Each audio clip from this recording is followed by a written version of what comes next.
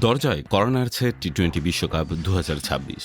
বিশ্ব ক্রিকেটের সবচেয়ে রোমাঞ্চকর এই মহাযজ্ঞ শুরুর ঠিক আগ মুহূর্তে যখন সব দল প্রস্তুতির শেষ ধাপে ব্যস্ত, তখন গভীর অনিশ্চয়তার মুখে Bangladesh cricket.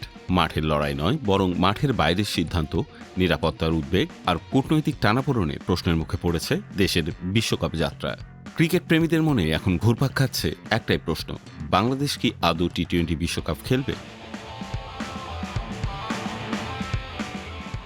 Bangladesh cricket board BCB ইতিমধ্যে স্পষ্ট জানিয়েছে তারা বিশ্বকাপে অংশ নিতে চায়, তবে ভারতের মাটিতে খেলতে তারা আগ্রহী নয়। সহ আয়োজক হিসেবে বিকল্প ভেন্যু শ্রীলঙ্কার নাম উঠে এসেছে আলোচনায়। নিরাপত্তার সংখ্যা থাকা সত্ত্বেও আইসিসি এখন নির্ধারিত সূচিতে অনড় অবস্থানে রয়েছে।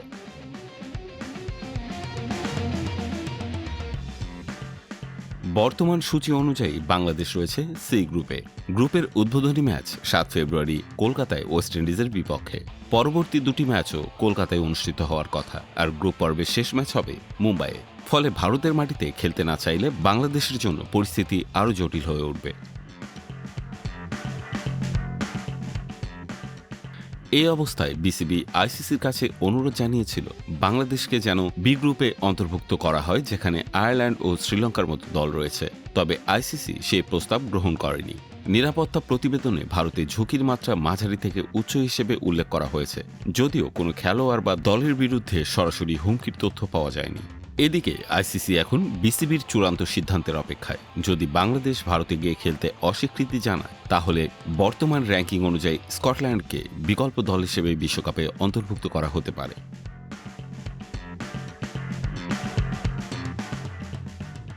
এই টানাপোড়েনের সূত্রপাত হয়েছিল আইপিএল থেকে মুস্তাফিজকে বাদ দেওয়ার মধ্য দিয়ে। আইপিএল 26 আসরে কলকাতা নাইট রাইডার্স দলে মুস্তাফিজকে না রাখার সিদ্ধান্ত নেয়।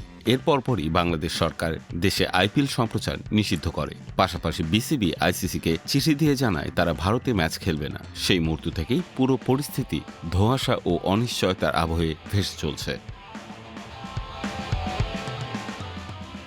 এখন চারদিকে একটাই প্রশ্ন: বাংলাদেশ আদৌ টি-20 বিশ্বকাপ খেলবে কিনা? এই প্রশ্নের উত্তর এখনও অধরা।